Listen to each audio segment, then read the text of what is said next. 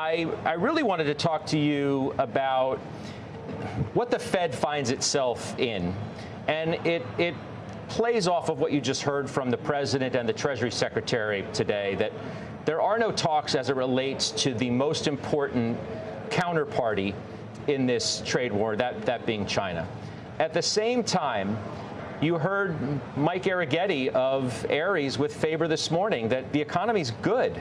Sure, no one's really hiring that much, and no one's really doing that much in terms of big, capital deployment because there's this paralysis to some degree. So the Fed is watching all of it and comes away with what?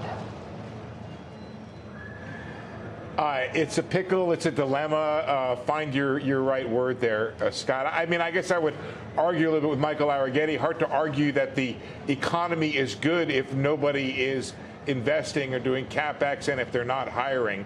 That is not my idea of an ideal economy. I saw a report today from Reuters that M&A is about the worst it's been, had the worst month since 2009. That's also not a good development.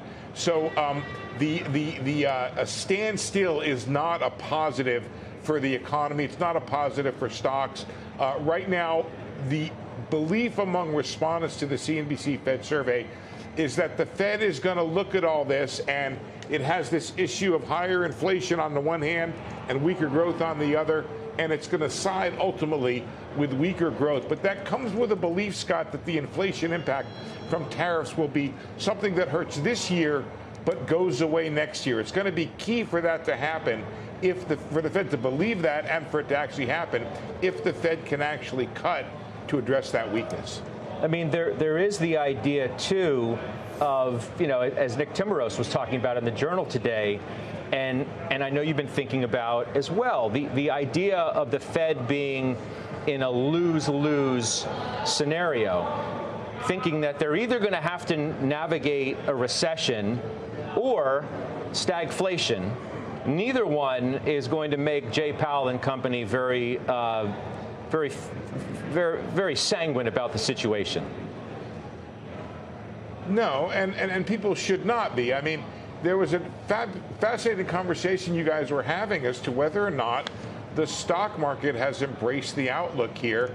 And I thought Bryn's comment was really important, the notion of the extent to which small business is taking this on the chin.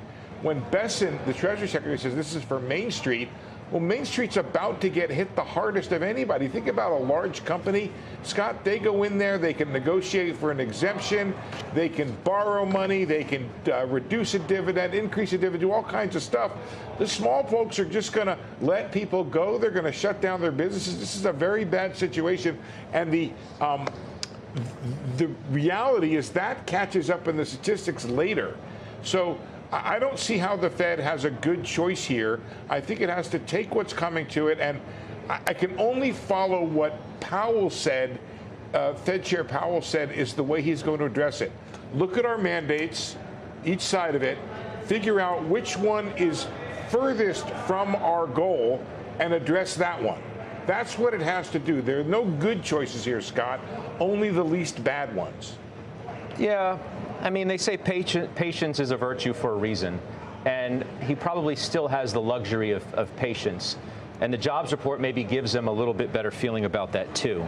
We'll just have to see. The commentary tomorrow down in D.C. when you're there is going to be really, really interesting, along with the questions, including the one I know you're going to ask too. Steve, I got to bounce. I'll catch you later for sure.